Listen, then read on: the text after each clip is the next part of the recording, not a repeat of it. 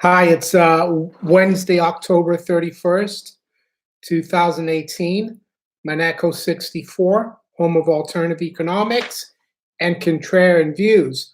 So I'm going to talk a bit about Paul Volcker and the book that I've read. I've read it all yesterday and today. Uh, hi guys, hi Anonymous, hi IK. One of the reasons I read this book, and the title is Keeping at It, The Quest for Sound Money and Good Government by Paul Volcker. Hey, I'm fine, Anonymous. Hey, Lord Humongous, nice to see you. So who was Paul Volcker? Well, he was the Fed chairman from 1979 to 1987. He was the guy, who tame the inflation, the stagflation that we had in the world and in the U.S. From the mid 70s onto the early 80s by actually letting rates. He didn't really target rates; he targeted the money supply. But a lot of, I did talk about Paul Volcker yesterday, or was it? Yeah, I think it was yesterday in my video that he said we have a non-system. A lot of people said, "Oh, don't waste your money buying his autobiography." But as I've said before in the past, I think it's important for people for you to know what your enemy, so to speak, thinks and what they're doing. Sometimes is and as well as I said to a few days ago, you need to know more than the bankers so you can be able to protect yourself. Does that mean that every banker is a bad person? No. But what I meant more is the system, the banking system that we have. So we've got quite a few people already. I hope this time is good for you guys in the States and elsewhere. It's still 9 o'clock here, but I think it's a little later in the US because of the time change. Anonymous, not to go on a tangent, but curious. What do you think of the new president? You mean Brazil has a president, not a prime minister. But well, I think both choices were not great, but it's a normal reaction to the crisis that Brazil has had for the last 6 years. To get someone who's going to be tough on crime, tough on law and order, very conservative, pro-business. So that's what we've got in Brazil. I don't think there's a danger of a military coup. Some people are saying that. I don't think if there was going to be a military coup, there wouldn't have been elections. So that's what I think.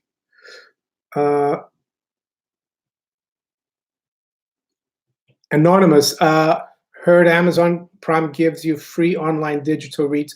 I don't subscribe to Amazon Prime, so I wouldn't get it for free. 2 p.m. in California. Yeah, I know it's usually 9 o'clock here is 1 p.m. Your time, but for this week. Hi, El Tomo. El Tomo, I think you sent me a link or a message about what's his name? Nassim Taleb, the writer of The Black Swan. Very interesting, and I'll talk about that too. But first of all, Paul Volcker,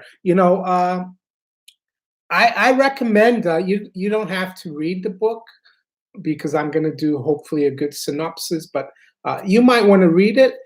Very interesting to read about Paul Volcker, chairman of the Federal Reserve. One thing I would say about him, he and I took a lot of notes. I took 1, 2, 3, 4, 5, 6, 7, 8, 9, 10, 11. 11 page of notes in my notebook here about the book.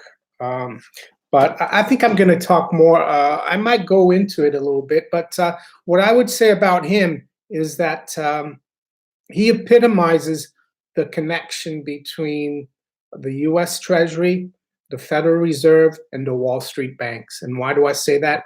Well, he started out his career at the New York Fed. Then he moved to, I think, Chase Manhattan Bank. Then he moved back to then he went back to the New York Fed. Then he went to work for the Treasury, and then he went back to Chase Manhattan Bank, which is a Rockefeller bank. Then he went back to the Treasury, then to the New York Fed, then to the Federal Reserve Board, as chairman in Washington, D.C. So he is like a revolving door. And let's see. Yeah. And I think Lord Humanga's globalism in a nutshell is being ripped to shreds, rightly so, after robbing the people of the world for a long time. I agree. And the thing about Paul Volcker's book, when you start reading about it, you read about his childhood, education. He came from a normal middle class background, but then when you get through the book a bit more, you realize that one of the reasons he got an interview at the New York Fed was that his father, who was a city planner in New Jersey for, I think, Cape May or Teaneck, his father knew someone at the New York Fed. So that's how he got his foot in the door. All these little things. And then what else about Paul Volcker? Well, he also got a scholarship. So he didn't go to a private school. He went to a normal local school, but he did go to Princeton. He did his master's at Harvard. Never did a PhD. So, but at the same time, he talks about things like when he was Fed chairman, which is quite interesting. His salary was $57,000 a year, and he gave up a salary of over 100,000 as president of the New York Fed, and he even talks about when he was Fed chairman that he had to rent an apartment in Washington for $400 a month, and that his wife had to rent the back room at their apartment in New York because they were hard up. Which is amazing considering that today, Mark Carney, governor of the Bank of England, he gets a huge allowance for rent in London. His package is about £800,000 a year. Does that mean that Paul Volcker is a good guy? No, not by any stretch of the imagination.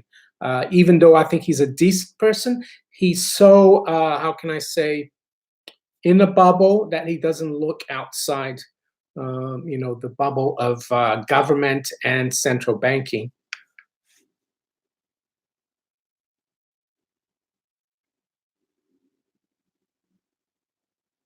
So let's have a look at some questions here. Mike Maloney, I have a look at Mike Maloney. Silver Fox, do you know if there are any gold or silver short positions used to hedge against mortgage insurance? I wouldn't be able to tell you that. Sorry. Anonymous, Amazon Prime, $10 a month.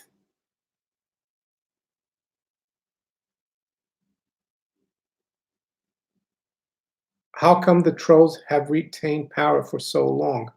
I wonder if at the time in history they didn't. High voltage says great to see you. Great to see you too. So actually, and the reason I wanted to read this book is because it caught my attention when I saw the title of the book, which is "Keeping at It: The Quest for Sound Money and Good Government." So I wanted to see if Mr. Volcker, was actually coming out and saying we need to abolish the Fed, we need to go back to sound money. So I wanted to read the book and give him the chance to explain himself. And in the beginning, it was encouraging, the beginning of the book, and I didn't want to go right to the back of the book and see what he said because I wanted to read the whole thing. And here on page 40, and I'm going to quote from this. It's his early experience at the New York Fed. This was like in I think 1948 or around 1950. And I quote from the book, he says, "One tenet I don't remember ever being challenged within the bank's sturdy walls was that the Federal Reserve's overriding responsibility, the cornerstone of effective economic policy, was to maintain the stability of the currency. The Arthur Smithies, Alvin Hansen, who were Keynesians, doctrine that a little inflation was a good thing had no constituency in the New York Fed." So yeah, this was this is what he said, and you think, well, they were for sound money at the New York Fed, but I personally think that's true to some extent, but not completely. MM no, hi MM no. Lord Humongous, I think Volcker is probably the best of the criminals, saying that I believe he has a conscience. I agree with you, Lord Humongous. It's disappointing. I think he's actually maybe even naive, I have to say, or if not very well, very deceptive, and he does it really well. But I actually agree with you. He's kind of if everyone in government or bureaucracy or in banking was like Paul Volcker, you might think that the world actually might be a better place, but it's not the case, right? So let's keep going. Finance and economics, does it mention what school of thought was the greatest influence on him? Well, it wasn't the Keynesian. It was, he talks, it does, and I took note of that. Let's have a look here.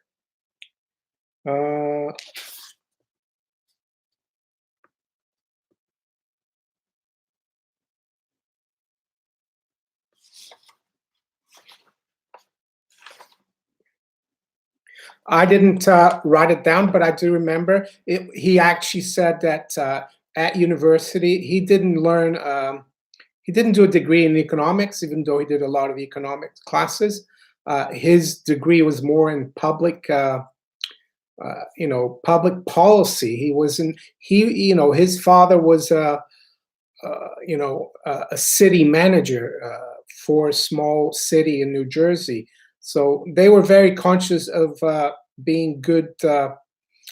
He wanted to be work for government, but I guess he mixed government and business. But he talks about reading about the Austrian school, von Mises, but he doesn't really have an Austrian standing. He wasn't Keynesian, as he said. He didn't believe in the Keynesian how can I say, theory that you needed a little inflation. So that's his background. Tomo, Volcker has no skin in the game.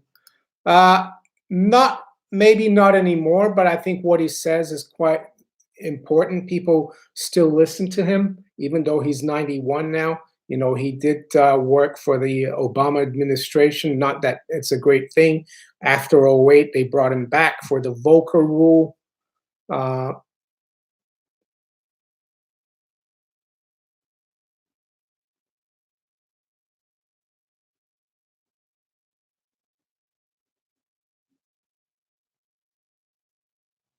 David Morsilli, is there any chance Trump will do away with the Fed and call in the IMF? I don't think so. The IMF is the foreign arm of the U.S. Treasury. I don't think Trump is going to do away with the Fed, unfortunately. I'd like to think he would. He wouldn't be around for too long. What I learned from the Volcker book is that the Treasury, the Federal Reserve, and the White House, they're all together, and the banks on Wall Street as well.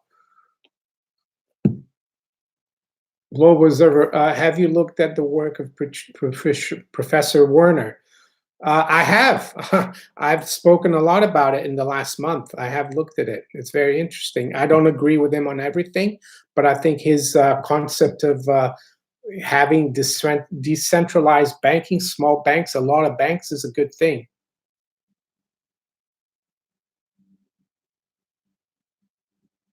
So yeah, if you go on my YouTube channel, Global Observer, and you go on my videos, if you search for Professor Richard Werner, you'll find some of the videos I did about him in the last month. Federal Reserve is business. Yeah, he did the School of Public Administration at Princeton. Hi, Pedro Araujo. Hola, he says.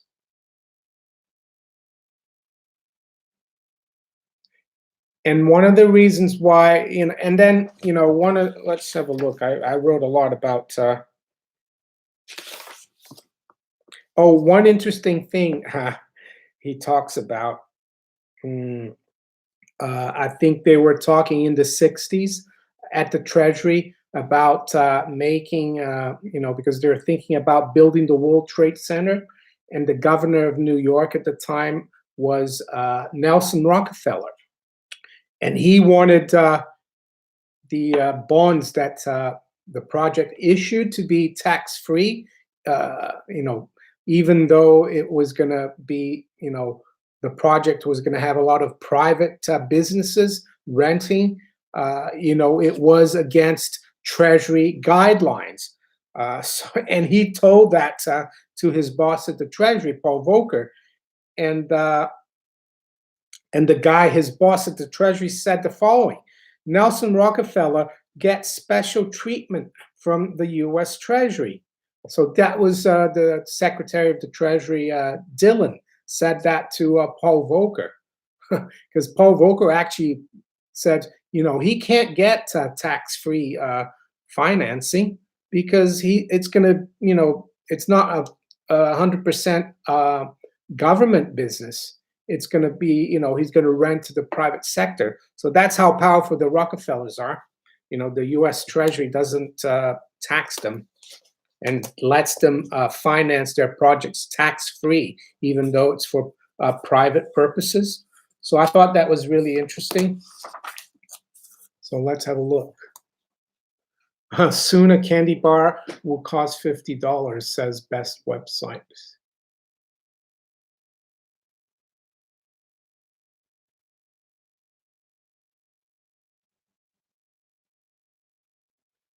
Flownet07, how do you feel about the right-wing president-elect in Brazil? To be honest, I don't really care. I try to, I care to that in that I follow what's going on, but it doesn't really affect me. I think it's normal that we got that kind of president in Brazil, and I didn't vote for anyone, just for disclosure.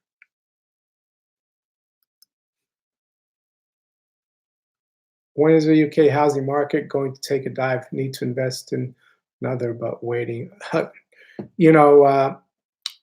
El Tomo sent me, you guys need to maybe Google Nassim Taleb and go into news and listen to his latest interview with Bloomberg today, Bloomberg TV. Very interesting. He thinks the trigger for the next crisis will be the housing market because interest rates are going up. And he thinks that the conditions now are worse than they were in 08.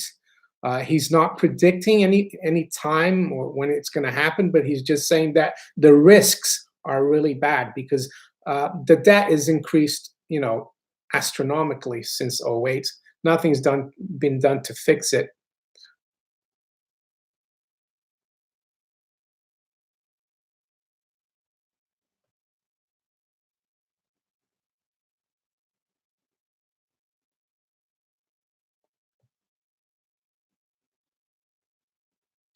James the Ponderer, Bernanke said gold, he didn't actually say gold is not money. He said it's a tradition, right? It was Ron Paul who asked him. The thing about it is, when he said sound money, part of the title of the book is The Quest for Sound Money. And then, at the end of the book, he talks about his three verities. He calls it the three truths, if you want to call it that. And one of them is stable prices, the other one is sound finance, and the other one is good government. Sound finance, he talks about the Fed. Now, I'll tell you what he says. If I get back on the book here, where is it? Page 260. And I thought that was quite funny what he said here. Where is it?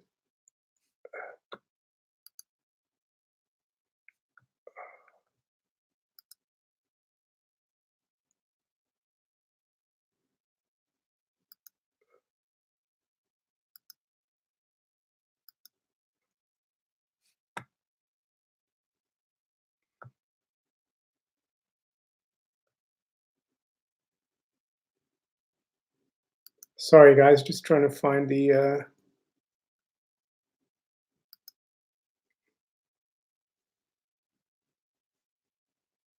Well, I didn't find the exact quote, but he actually said the Federal Reserve is a jewel that it shouldn't be it shouldn't be messed with.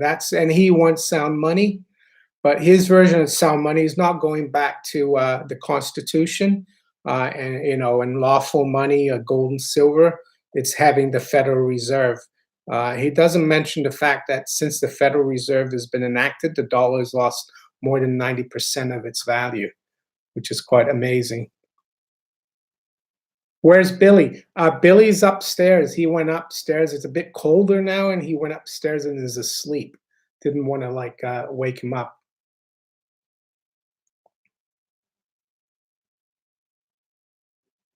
Yeah, he's in. What's his name? Nassim Taleb asked what he would invest in right now because of if he thinks things are going to get that bad. He said gold and also land. Land with he said, I think it's land with olive trees. So maybe it's somewhere in the Mediterranean. I think Nassim Taleb is originally from Lebanon. So let's have a look. What else did Paul Volcker talk about? One thing that I found interesting is that he talks about how in the 60s and 70s, how Washington, D.C. was like not a big place, and there wasn't that much money around. There were, the bureaucrats, the civil servants, the politicians, but there's only like one big hotel, not many restaurants. So he kind of is nostalgic for that era. He says that now it's all about lobbying, a lot of money, hotels, restaurants. It's a completely different place. And he says, I've got I hate going back to Washington. It's all the money, but he doesn't realize that part of the problem is the Federal Reserve. And the fact that, after August 15th, 1971, when they went off the gold standard in Bretton Woods, that's when everything started, going haywire. And he was part of that process of, he was involved at the Camp David meetings with the Treasury. He was Deputy Undersecretary of the Treasury for Monetary Affairs. So he was quite senior. Politically, he said the only way they could have kept the gold standard going, Bretton Woods, was for the U.S. to raise rates, and Nixon wouldn't do that politically. So there you go. Tim says, tell Billy I say hi. Tim says hi, I will. Yeah, I've talked about that. Yeah, the situation, the risks are worse now than in 07.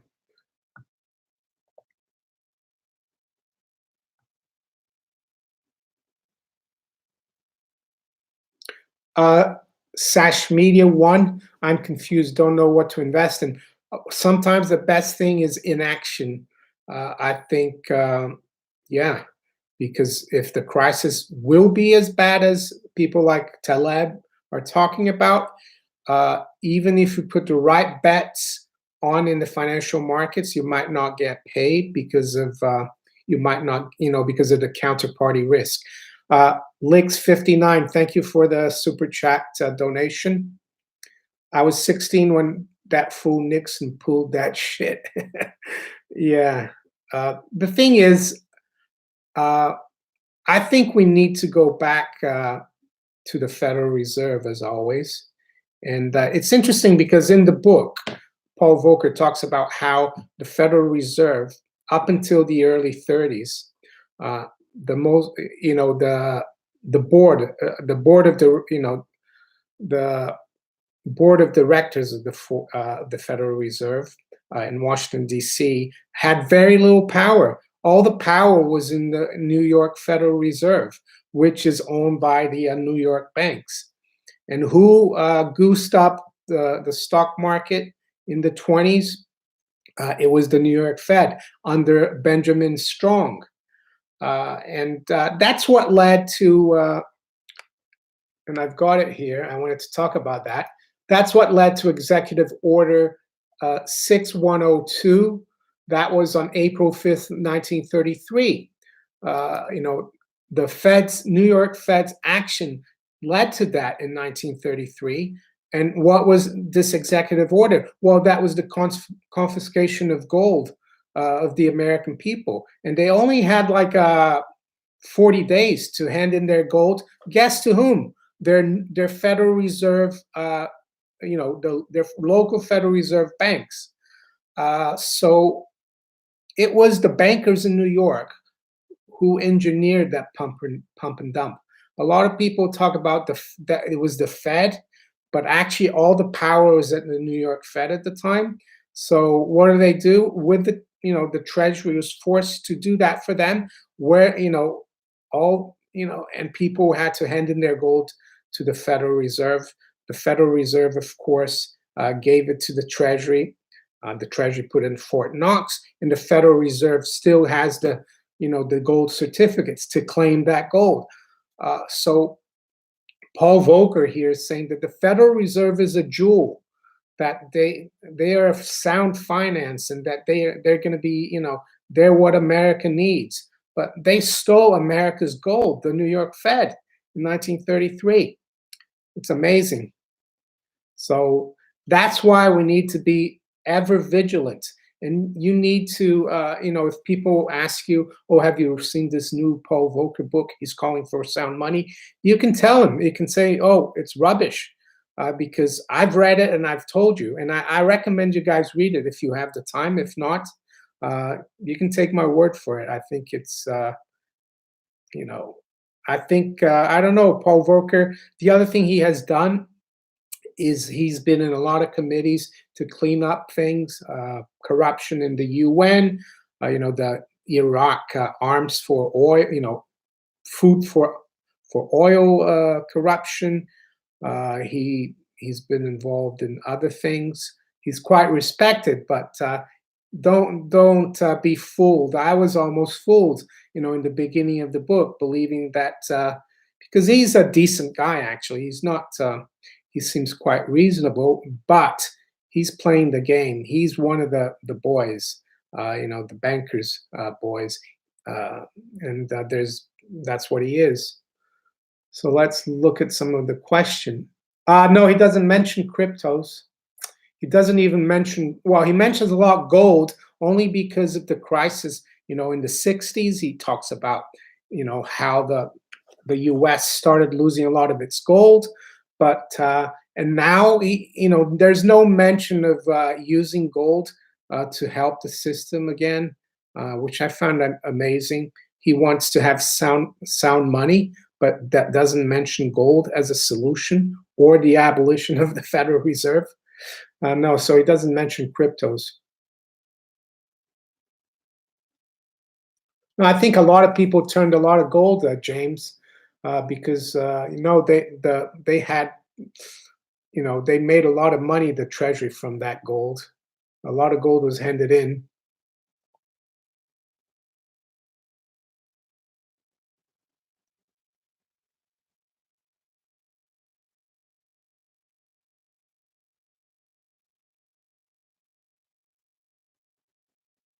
Yeah, Kevin, it looks like current governments and regulators are just as hopeless as the '08 ones. Yeah, and that's the thing that uh, you see from his book. It's there's always trouble. They're always trying to solve these crises. There's never the political will. There's too much interest. From Wall Street, from politicians, and he does seem to try to rise above that. But in the end of the day, he has to do what he's told.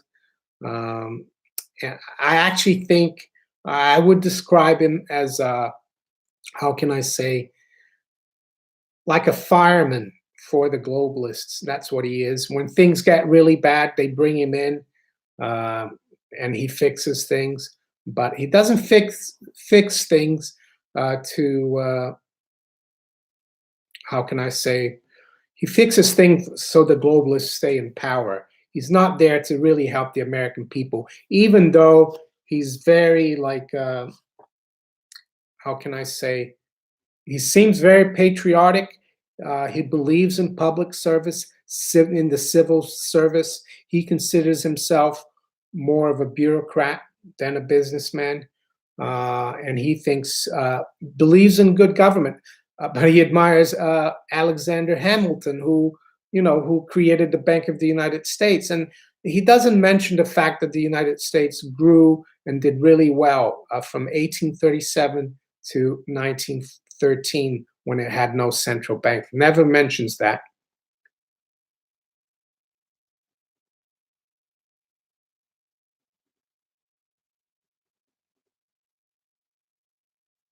Yeah, I think he's a bit of a troll button banger. Yeah, he is kind of a diplomat.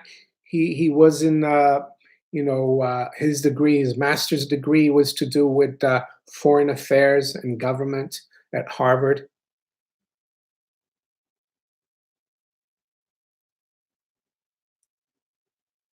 James, the ponderer says Volcker is lying. Uh, Maybe to an extent, I think, but I think he actually believes in what he says. And he's been so much in a bubble. He's been at Princeton, Harvard, New York Fed, Treasury, uh, uh, chairman of the Federal Reserve Board, Board of Governors, Wall Street. So he's in a cocoon. Uh, yeah, so maybe there is a bit of denial there or lying, but I don't want to say that.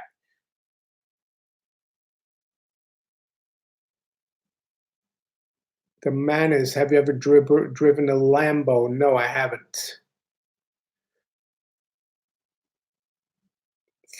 He managed to destroy inflation in the early 80s.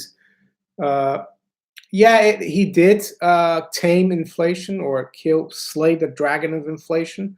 But the reason it happened were policies that he was very much involved in the 60s and in the 70s. He was part of the Treasury. He was heavily involved in the decision to close the gold window in 1971. He worked as quite a senior Treasury official. He was there at Camp David when Nixon made the announcement. So he was there just to clean up the mess that he was partly involved in.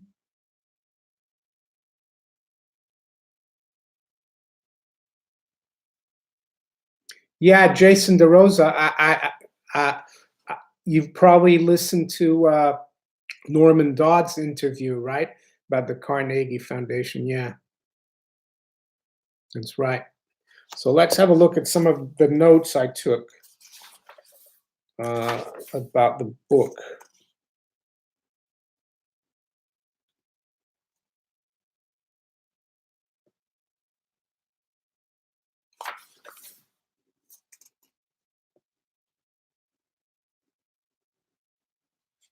Oh, yeah, the other thing he said, which I thought was interesting and it helps us, and that's why sometimes you do need to read the enemy's books, is that the current system we have, monetary system, is a non-system, and he doesn't think things can be orderly internationally until we have some kind of system.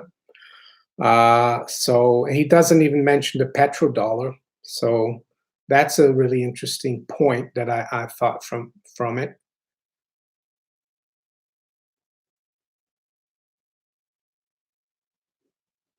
Yeah, I have watched the Money Masters a long time ago, T. Hambone.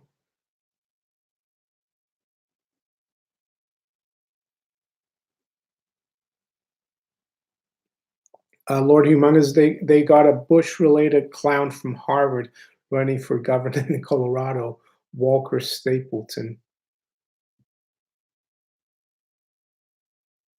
Boom and bust every 10 years or so is the chaos they bring in order back for their order. That's right. And you wouldn't have, you would have some small booms and busts if you didn't have a central bank, but it wouldn't be as bad as this. Does he mention? No, he mentions Trump subtly.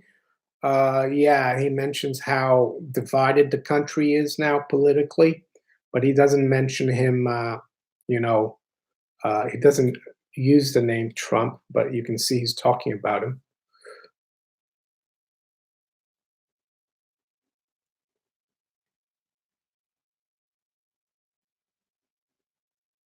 I haven't bought the new Silver Krugerrang. No, I haven't. They're nice. They look nice.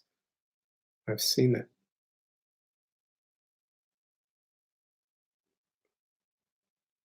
How can we speed the collapse? Well, try. It's difficult. I would say try to not to deal with the bank so much. Try to be your own central bank. Uh, you know, buy physical precious metals or anything tangible that's out of the financial system. Because if you've got $1 in the bank, you're financing them. Try to keep as little as possible in there. Simon Atta, can we discuss JFK murder and the real reason? Not really. This is not a video that I'm going to talk about that. And it's something that really interests me, by the way, but I don't want to talk about it now.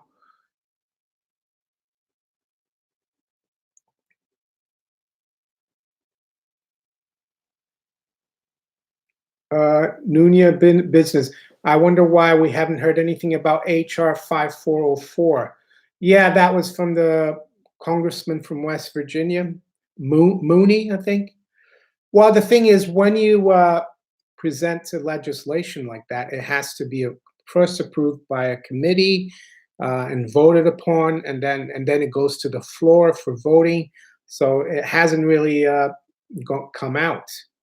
It was introduced on the 23rd of March, 22nd of March. Yeah, Skull and Bones 322. Yeah, that's interesting.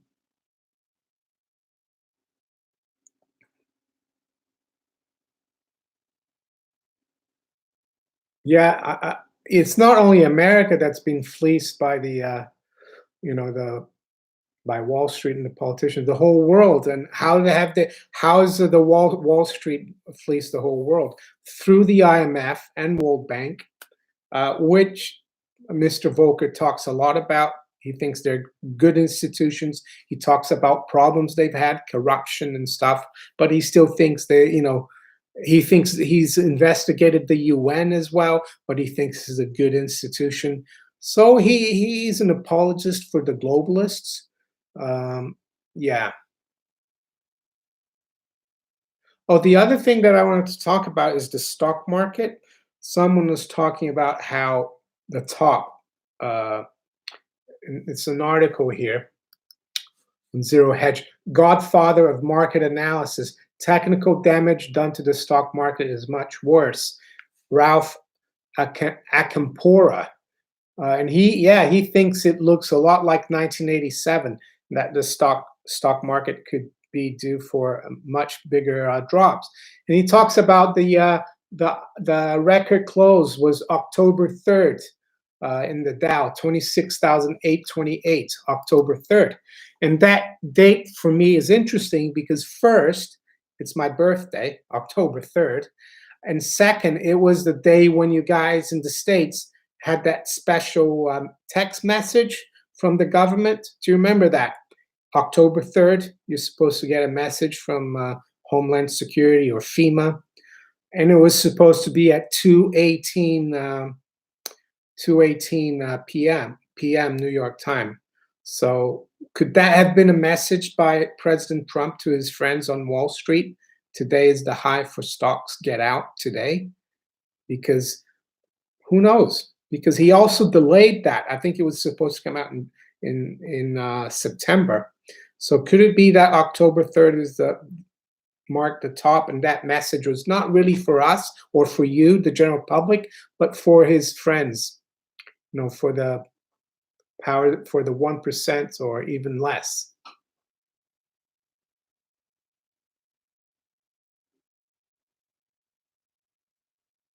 Lord Humongous, I am actually negative in my bank. I gave my fiat to Mario in super chats.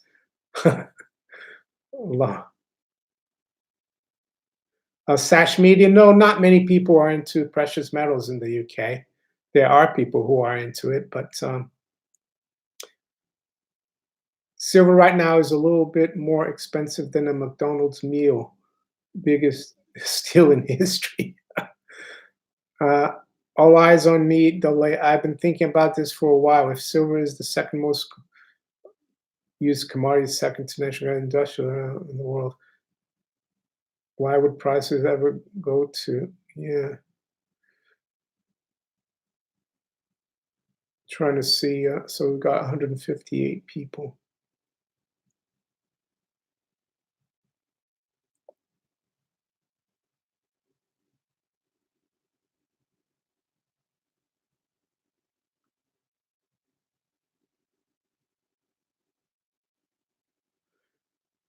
Emin Sulwotan, just received my Socialism's Throttling the Country t-shirt.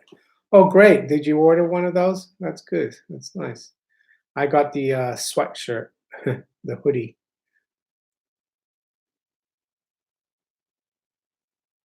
Lord Humongous, China will self-implode very quickly. I don't know. I mean, I saw an article by Jim Rickards today on Silver Doctors saying that China is going to collapse. But I've been hearing that for a while. But if China does collapse, everyone else will, even the US.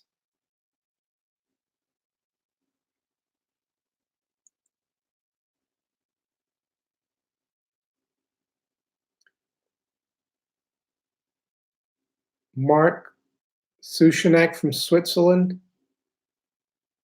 Hi, Mark. Oh, yeah, Marcus, I did get your Litecoin donation. Thank you for that. Yeah, I mean, an ounce of silver in the UK is also about the same price as a pack of cigarettes.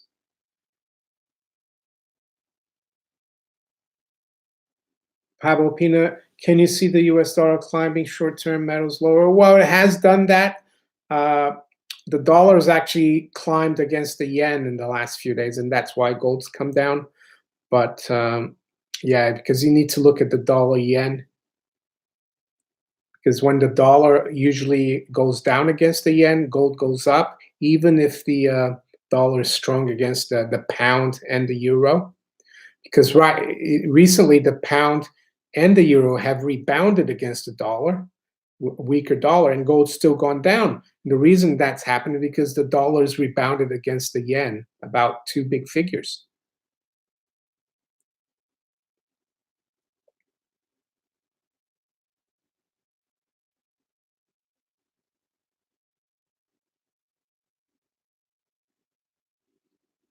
EU will collapse. VJQXZZ. Do you mean the euro, or because there's two different things? There's a European Union and there's the euro. So who knows?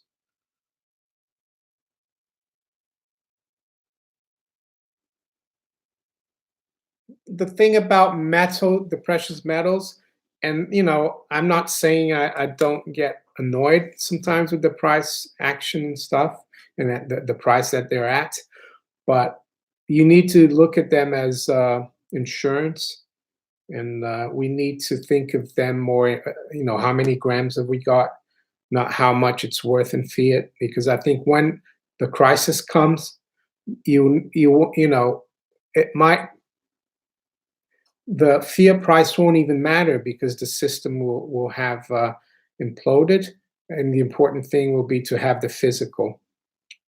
So yeah, I know it's frustrating. I'd rather see gold, at 2,000 and silver at 50, but this time it could, you know, the way it's going, I think, it's not going to matter really if you buy it here at 1,200 or if it goes to 1150 or 1300.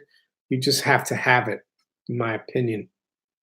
We can't think of it as a scheme to get rich quick, gold and silver. We got to think of it as something to protect already what we have, because I think the next crisis, a lot of people, even the very rich, will lose everything.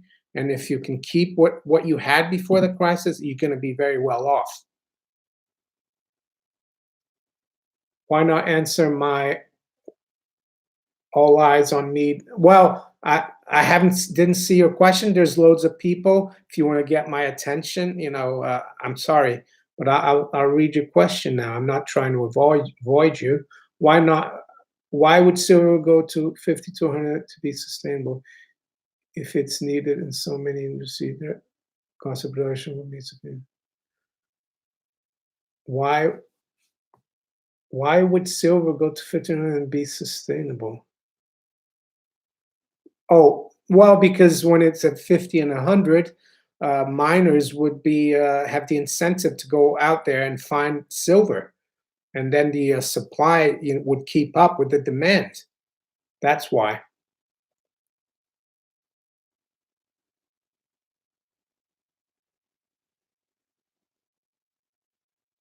Will the government really stand up to Brussels? Oh, that's to be seen. I saw the other day the ex-finance minister of Greece, Varoufakis. I don't know if you guys remember him. He was supposed to give the two fingers to the EU to default, and then he had to resign. Apparently, it was George Soros who called the prime minister in Greece and told him to get rid of Varoufakis. So who knows?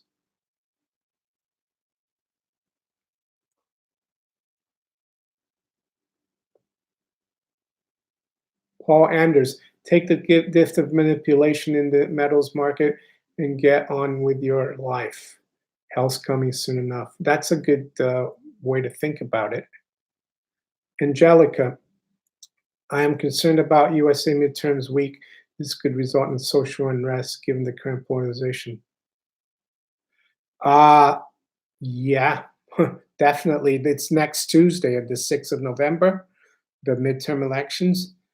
I agree with you. It wouldn't help the markets, if there's a social unrest, it wouldn't help the markets at all.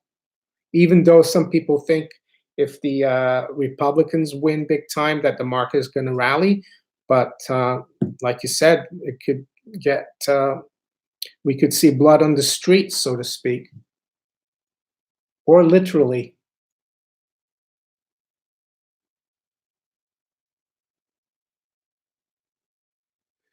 Ounce of gold still buys a suit. Well, not a Savile Row suit. Savile Row suit now is probably 3,000 pounds or more. A very good quality one, and that's what it's supposed to buy. And gold is right now around 950, so I think it's undervalued.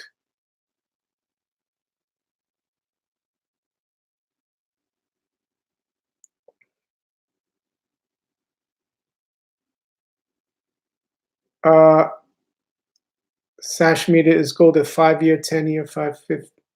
Is gold a 5-year, 10-year, 15-year, 20-year? Do you mean investment? I don't know what you mean by that.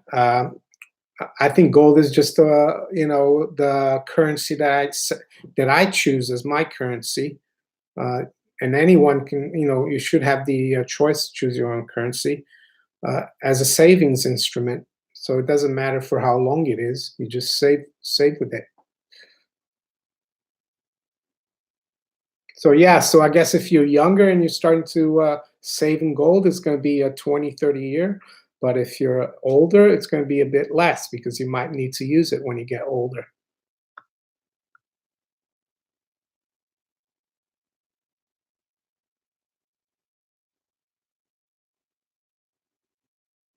Global observer, there's no reason why any bank needs to collapse um, when the central bank can just bail it out. That's true, but then there are consequences to all this bailing out, money printing, and all the debt. Eventually, it can't keep going. Someone has to pay for it, and that's what Nassim Taleb talks about today in his interview with Bloomberg. Someone's got to pay for it. There's no such thing as a free lunch. How are we going to pay for it? It's difficult to say. But one thing we know for sure that the greatest stores of value we've had for the last few thousand years are tangible goods, property, land, unencumbered, of course, precious metals.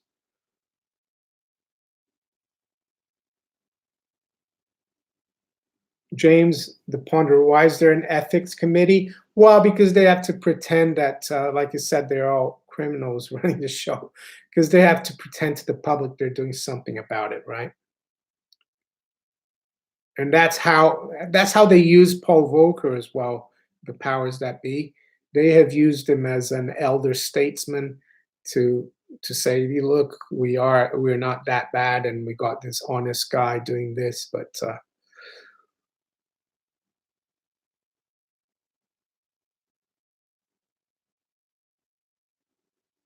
Robert Pando, there's roughly 36 million millionaires in the world. If they all want one Bitcoin, it would not be possible.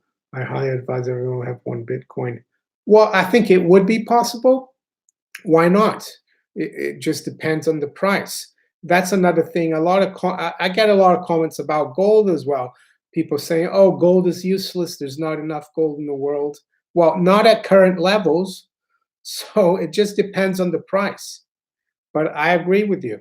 There's only about 16 million bitcoins right now, and the total supply is only 21 million. The limit is very compared to 7.5 billion people.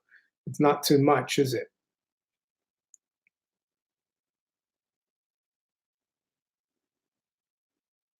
In Germany, hokey dokey, just clear my throat when you talk a lot.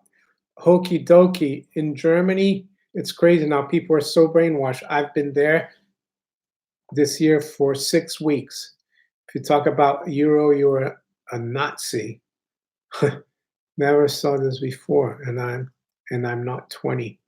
What do you mean if you talk about the euro, you're a Nazi? I don't get that.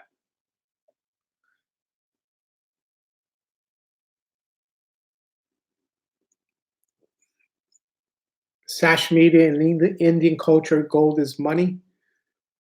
I think in most cultures it is, and also silver. A lot of, in French, the word for money is argent, which is silver. In Spanish, plata is, they use that for money. In the UK, sterling, the name of the currency is sterling silver.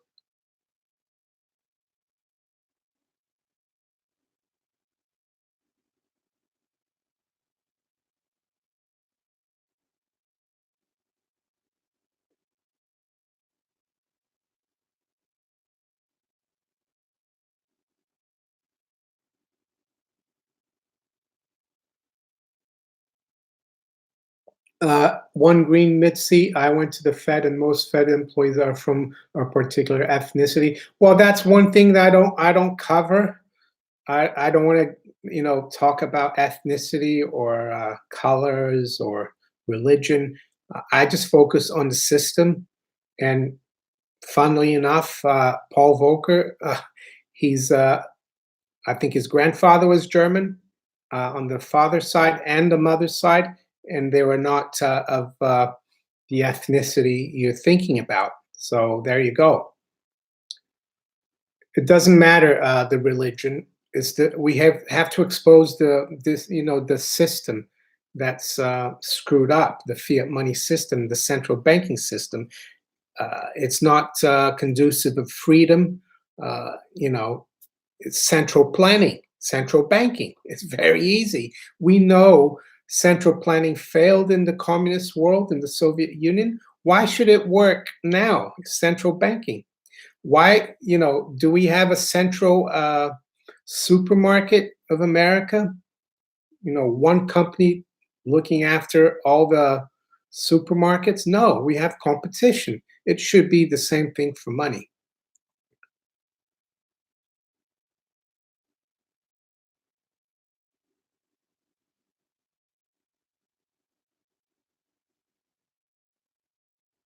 Wuku, in Welsh language, the word arian means both money and silver. There you go.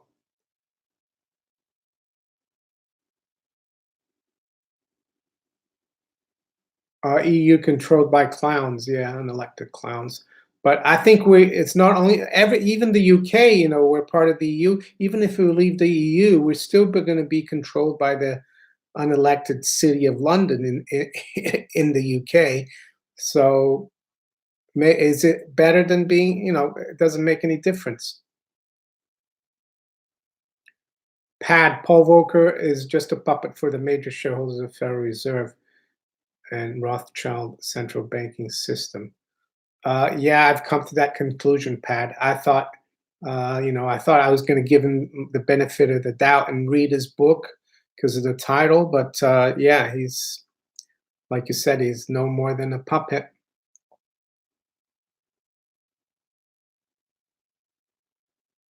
Uh, Pablo Pina, yeah, I haven't checked uh, petrol or gas prices. They've gone down a little bit because the oil price has come off quite significantly.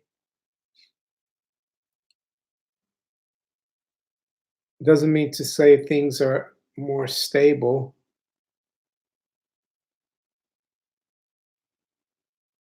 Yeah, mortgage in French means it's a death gauge. Yeah, mortgage. Mort means dead. Gage means gauge, death gauge. Who controls the city of London? Uh, well, the city of London. I think it's all the. I would say the people who control the Bank of England. The aristocratic families. I think in the UK, and the bankers. And the city of London is sovereign. It's independent. When William the Conqueror came over in 1066, he was unable to defeat the city of London, so they had to have an agreement with them, and they gave him sovereignty. No, give Mario a thumbs up. That's right, and subscribe to the channel if you haven't. If you're new as well.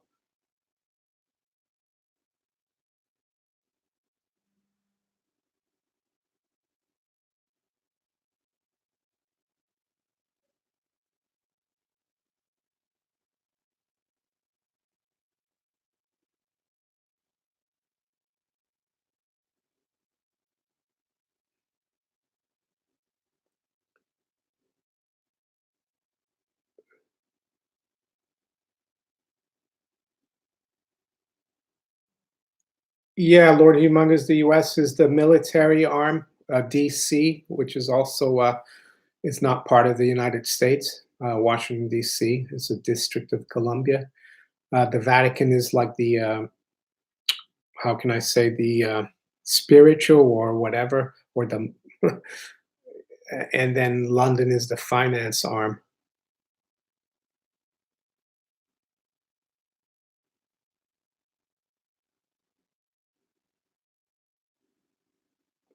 T. Hambone. Anyone know how to fly a F-15?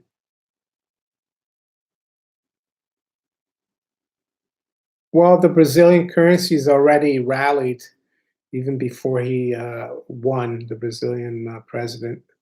So we got up to like 420 the dollar, and it's now 373. So the Brazilian currency already made the move.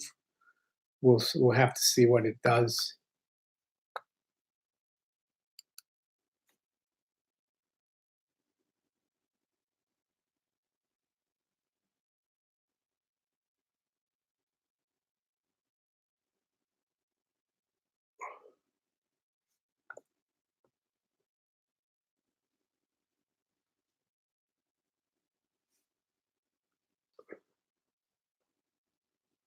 Thoughts on Bolsonaro? Well, to, I've read a little bit about him and in the last few weeks, but because I hadn't been really following the this political situation in Brazil.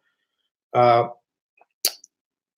yeah, he's quite blunt. He's quite very conservative, uh, and I think he's the result of all the that's what they do. I think he's probably just a puppet as well, like Trump, in my opinion. And many of you probably don't think Trump is a puppet, but I think he is.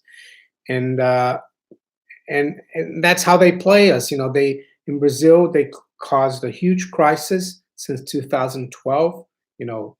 President was impeached, and they jailed a former president. All the corruption, the economy collapsed.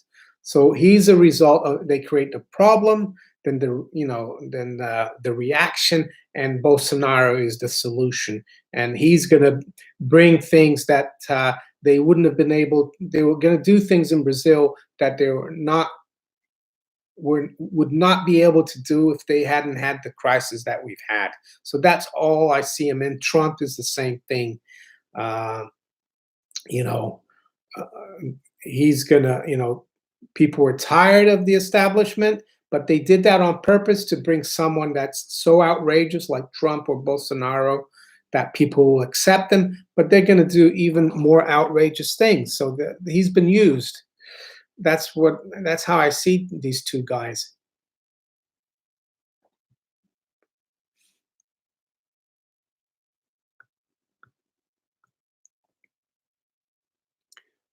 I agree, they're all puppets. What's the solution?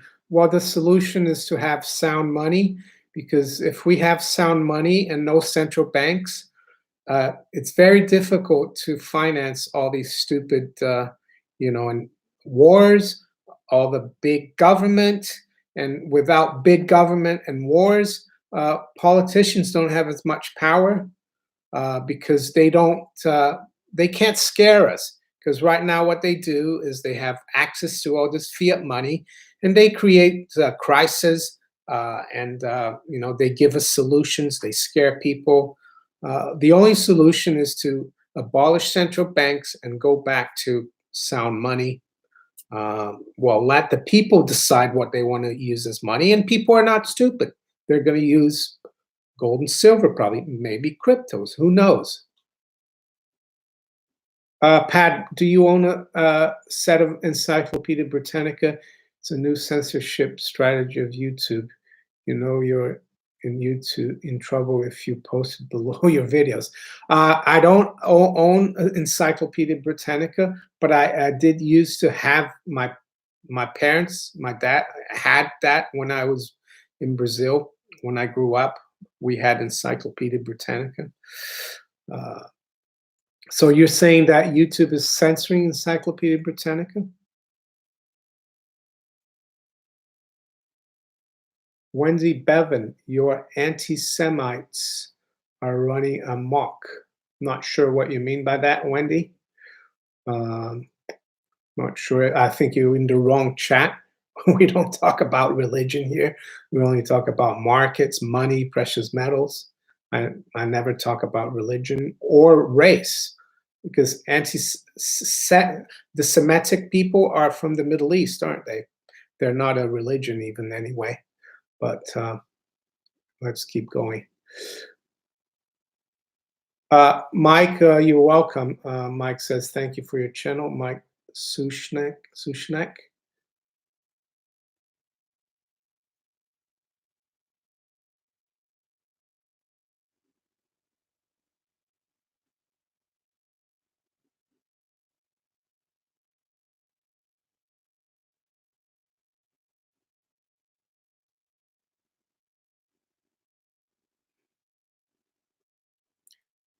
All eyes on me, double A.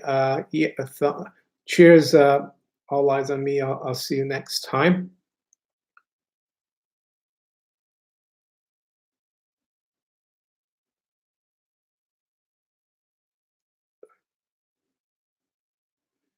Pat says they're placing a disclaimer by Encyclopedia Britannica under what they call conspiracy theories videos.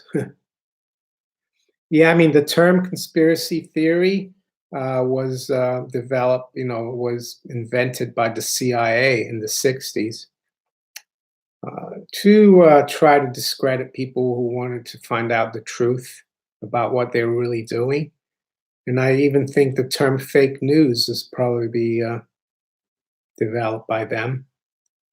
I mean, even though I think the mainstream media, they're the biggest purveyors of fake news. But I would also say that even the alternative, you've got to be careful. A lot of people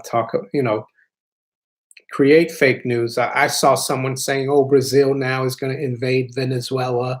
They've put Brazilian troops at the border of Venezuela. The new president." But the guy who was elected in Brazil, he's not the president yet. He's president elect. He's only taking over in January 1st. And the reason why Brazil has troops at the Venezuelan border up north, which is really far away from the major part of population of Brazil. They put it there because there's thousands of Venezuelans trying to come through the border. The situation there is so bad. So that's fake news as well. When some guy in the alternative says, "Oh, Bolsonaro is going to invade Venezuela. He's got the troops there," while the guy is not even hasn't even been inaugurated. So we have to be careful with all kinds of news sources, especially mainstream, though.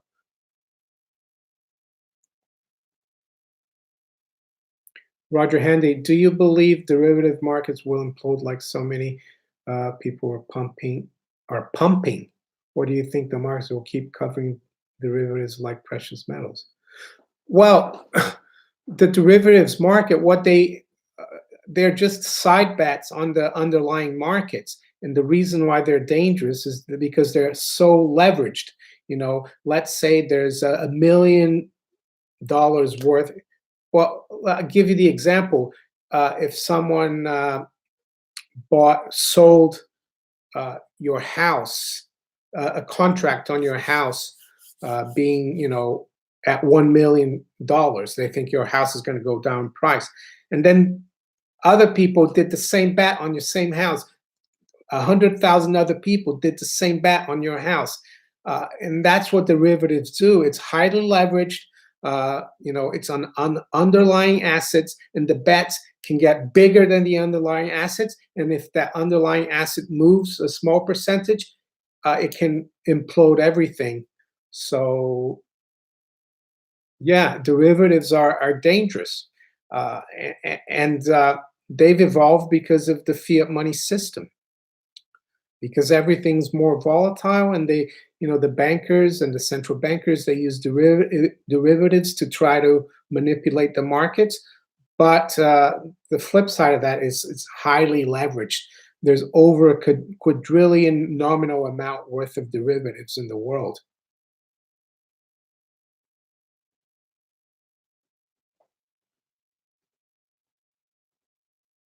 What's Pad talking about? Yeah.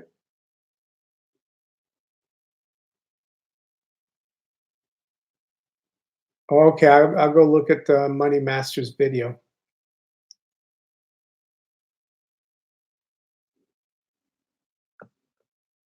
I haven't watched Mike Maloney's new video. I will have a look at it. To Manolo 3, I find it extremely hard nowadays to know when news is real and not fake. Yeah, I agree with you. Everything is so confusing. Um, I agree.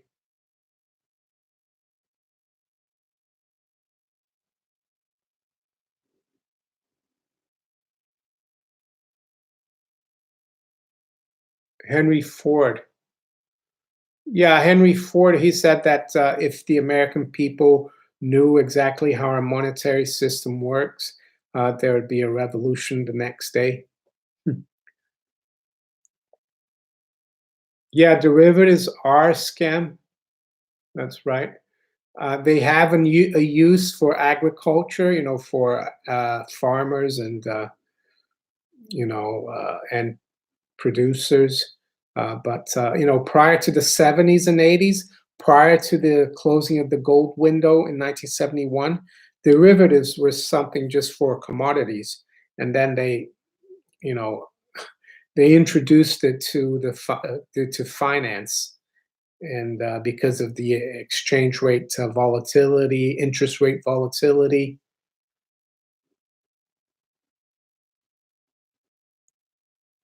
He doesn't mention Pete John Exter. No, he didn't mention John Exter in this book, but yeah, I know a lot about John Exter. He worked for the New York Fed as well. He was a gold bug, John Exter. He knew that this system would eventually implode.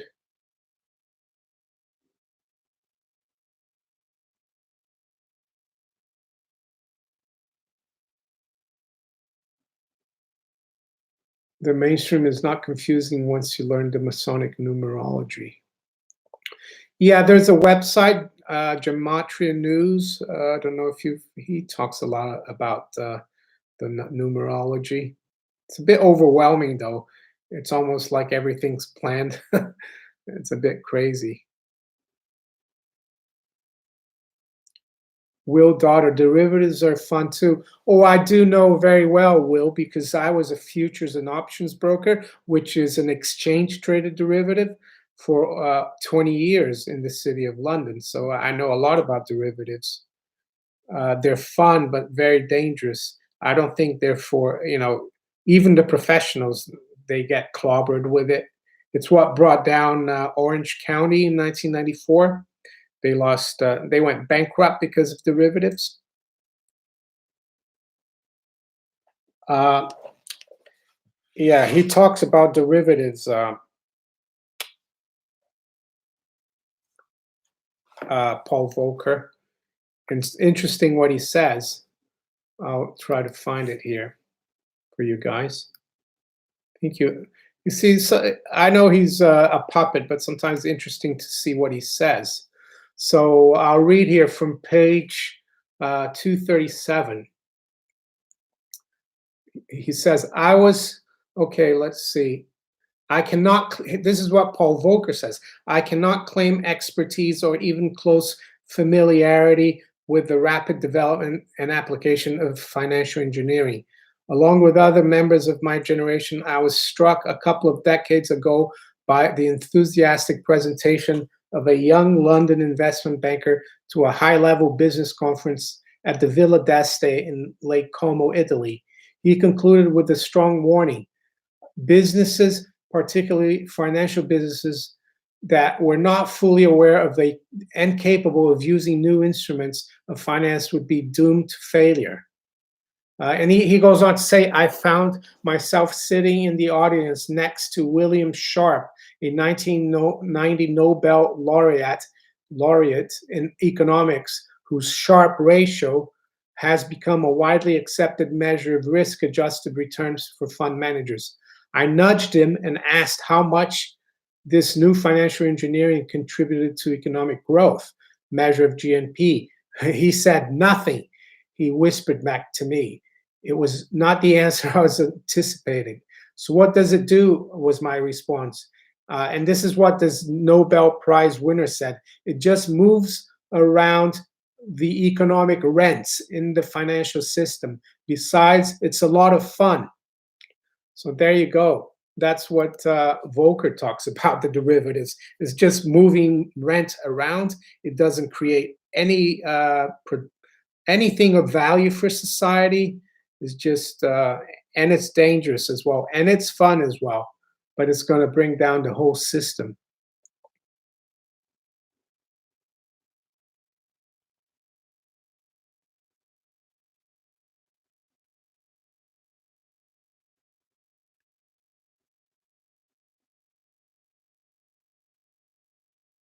Wendy Bevan, your humongous Ohio hate speech. Anti-Semitic concerns are worthy and support your great work. Well, I haven't seen them go through. As I said, Wendy, I don't want to get involved in this discussion. I'm talking about the system derivatives. So if you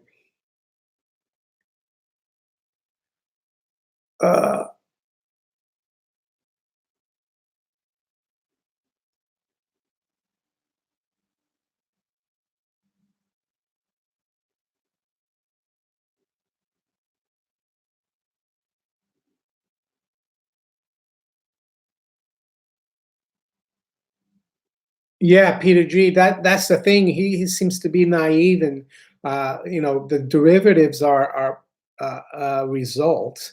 The growth of derivatives are the result of the fiat money system, which he was instrumental in creating. When he was involved in the Camp David event on August 15th, 1971, when Nixon closed the gold window.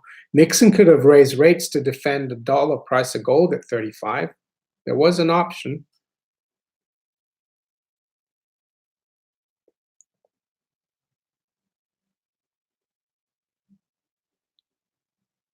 So yeah, I found that one quite interesting about the derivatives.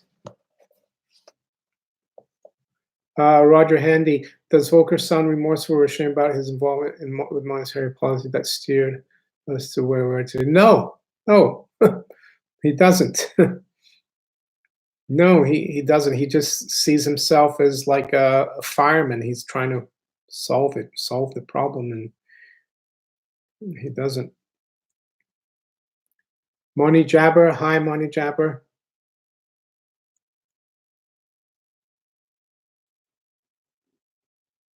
Nixon, the name irritates me.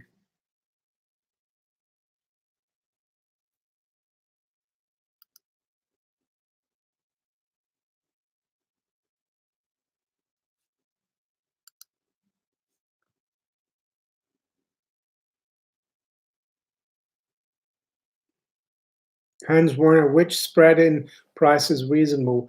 An online shop here in Germany takes a premium of nearly 20% from an ounce. Ounce of what? Gold or gold, I assume. You need to do your, you need to shop around. Some places have higher premium than others. 20% seems steep to me. Here in the UK, you get maybe 3%.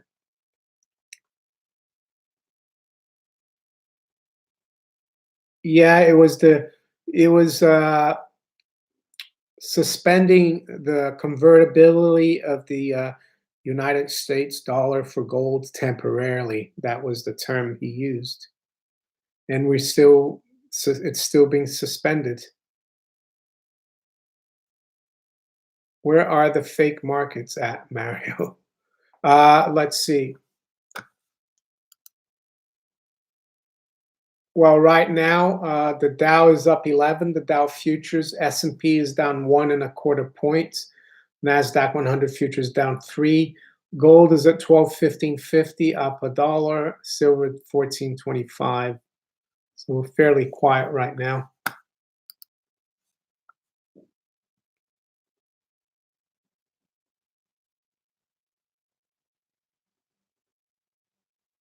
Did the USA pay back China a great deal of money years ago when they lost all value of derivatives?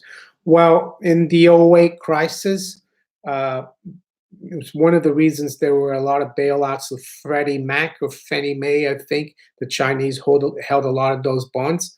So the bailout of those institutions was to make the Chinese whole, or else they would have lost a lot of money.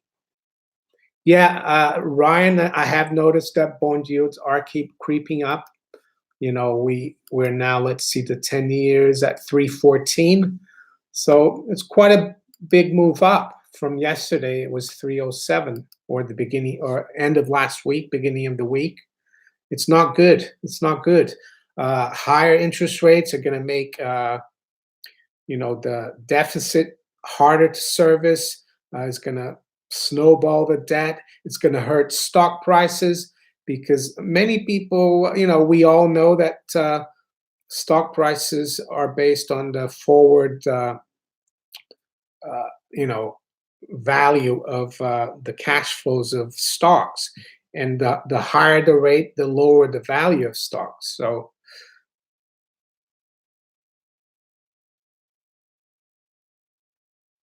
do you think the current and retired Fed chairs collude together to decide monetary policy? No, I don't think they are involved. The former chairmen of the Federal Reserve, I don't think they are. Uh, do they collude with London? Orders from London? Not. No, I think they. It's. I think they don't take orders from London, but they're on the same wavelength. And how they get on the same wavelength is that they meet every 2 months at the BIS in Basel, Switzerland, which is they 6 times a year. The heads of the central banks, major central banks meet there, and they talk about what they're going to do. So the BIS is like OPEC, but for money instead of oil. People have a go at OPEC that it's a cartel, but they never talk about the fact that the BIS is a cartel for money.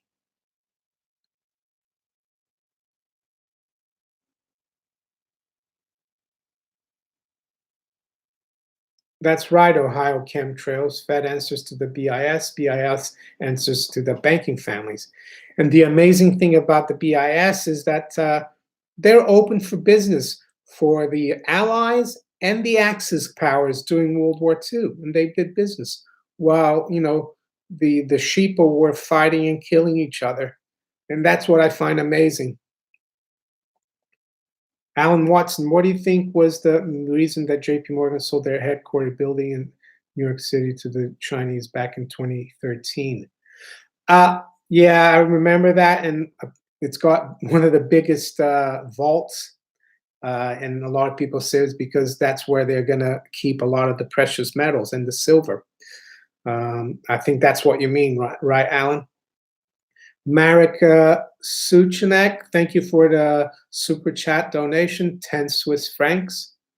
I'm very, yeah, thank you very much.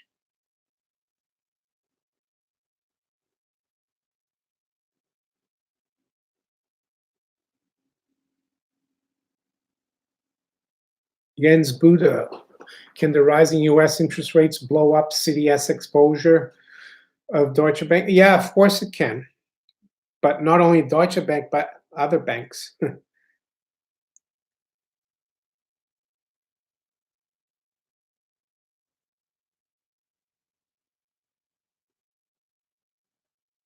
what about cryptocurrencies?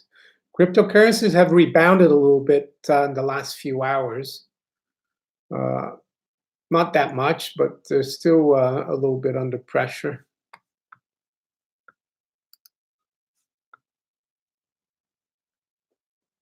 Let's see some more of the Paul Volcker things that are interesting.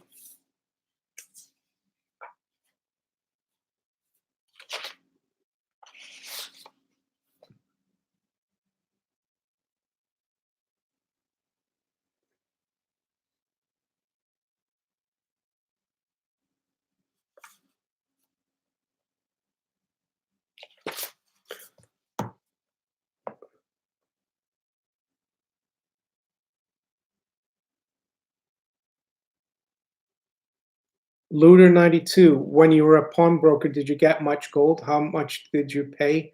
Uh, Yeah, I did a lot of scrap gold and some silver. You know, how much did I pay? Well, it depended. Uh, Usually, I had a price that I could see that the refiner, the scrap, because I used to buy the gold and send it to like a refiner, someone who would get the gold and melt it down. And he had a price every morning. So depending on the amount, I mean, if someone came with a lot of jewelry, a lot of gold, I could make a pretty good price for that person. If it wasn't as much, I wouldn't give them as much percentage wise. So it all depended on the market price. And they usually, when you send it to the refiner, they used to use the, I think, AM fixing in London, which is we know is just a phony price, but unfortunately, that's what they used to use.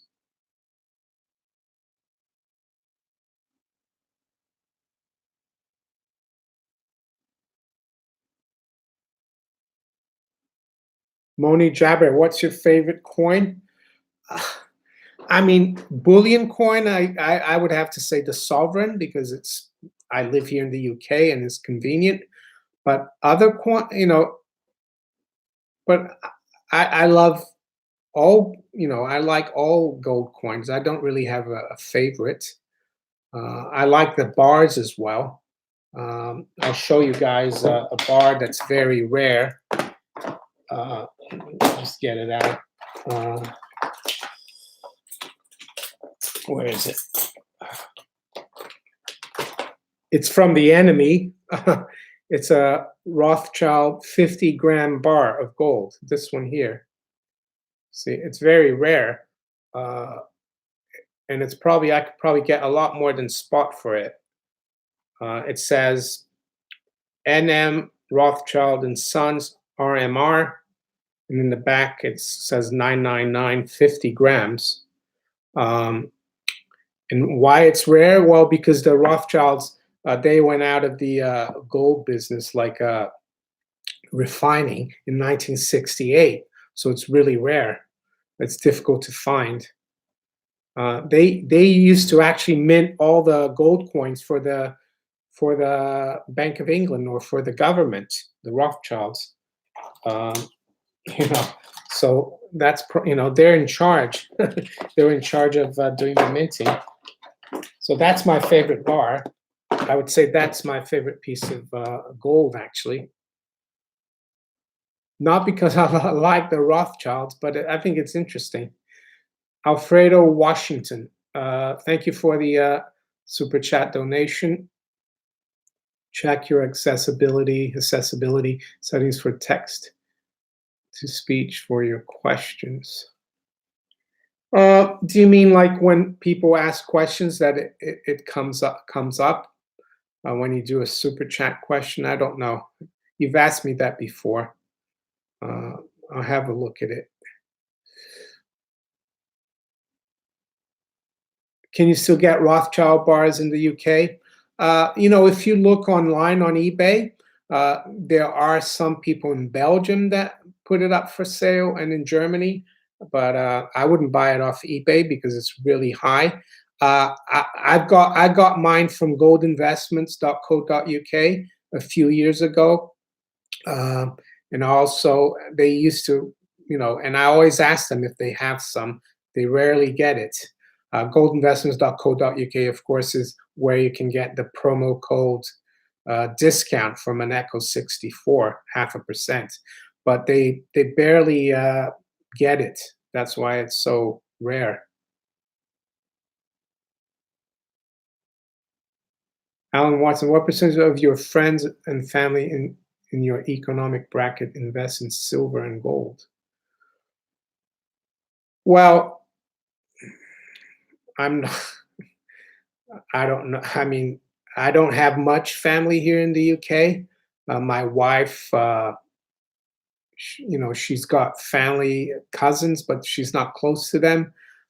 In Switzerland, I think my brother-in-law's mother, she bought some gold years ago because I told her to. I don't know what percentage she has or if she still got it. It's not something I follow closely.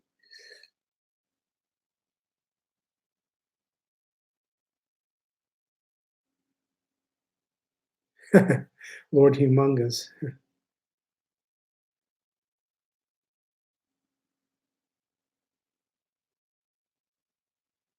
I'll pay you a premium. Ryan Bennett, but does the lack of history in, say, a Degussa bar put off gold bars versus coins? No, no. I think gold bars are more if you have a lot of, a big amount of fiat to convert. You can buy, a 100-gram bar, 250-gram bar. But if you're only going to buy $1,000 or $2,000 worth of gold, buy some smaller coins. But bullion is bullion, gold is gold. It doesn't matter which one. Of course, there is numismatics, but that's something different. I do have some numismatics coins, but I'm not a specialist.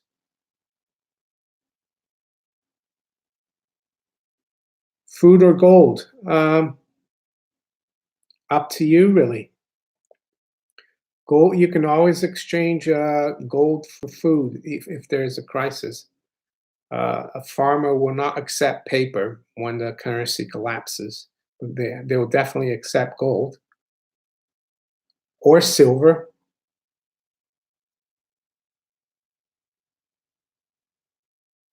My English is short, but I want your language. Is that Chinese? I'm not slave money. Life is going.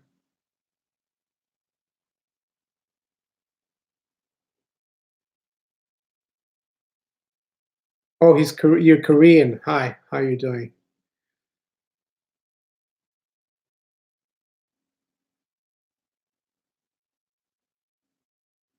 All right, I'll take a few more questions, and then I'll call it a day. I've been here already for over 90 minutes, so 2 or 3 more questions from you guys.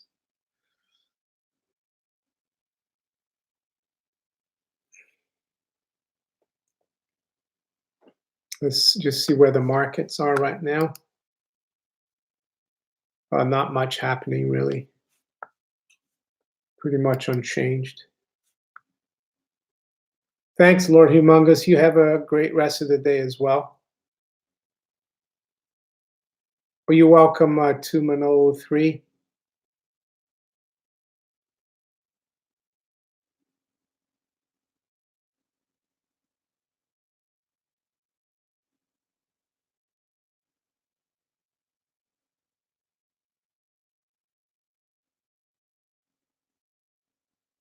Hokey dokey.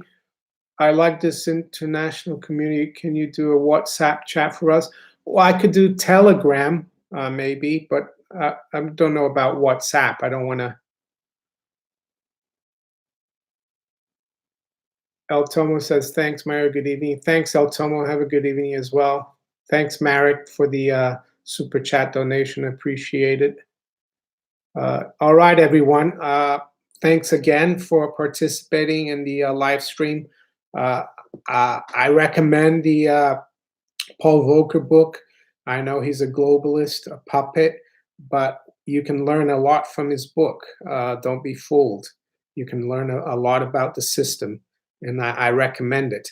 I think it was $12 I paid for it on. I usually don't read off Kindle, but the hard copy is only coming out in December in the UK, so I wanted to read it, so I got it on Kindle.